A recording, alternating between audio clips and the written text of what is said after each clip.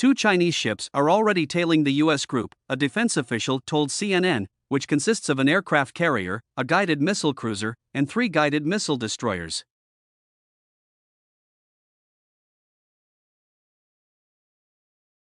The Nimitz Carrier Strike Group, which has lethal and non-lethal capabilities from space to undersea, across every axis, and every domain, according to its commander, entered the South China Sea for the first time as part of its current deployment.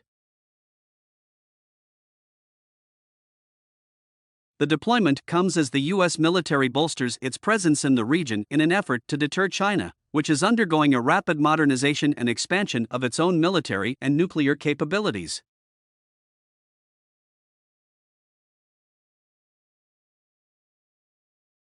This week, the US and Japan announced a bolstered US Marine presence in Okinawa, which would have advanced intelligence and anti-ship capabilities. The two allies also announced a series of other initiatives designed to bring the militaries closer together in the face of what they see as China's growing assertiveness in the region. "We share a common vision with Japan to maintain a free and open Indo-Pacific, and all the things that we're doing, point towards that direction," said Defense Secretary Lloyd Austin on Wednesday, speaking with Secretary of State Antony Blinken and their Japanese counterparts in Washington. 3 weeks ago, a Chinese J-11 fighter jet intercepted a U.S. RC-135 reconnaissance aircraft over the South China Sea in what the U.S. called an unsafe maneuver. The RC-135 rivet joint was forced to take evasive action, the U.S. said, when the Chinese jet closed to within 20 feet of the larger, slower reconnaissance jet. The People's Liberation Army fired back with their own account of the interception, claiming it was the U.S. aircraft that had abruptly changed its flight attitude with a dangerous approaching maneuver, despite a Chinese military video showing nothing of the sort.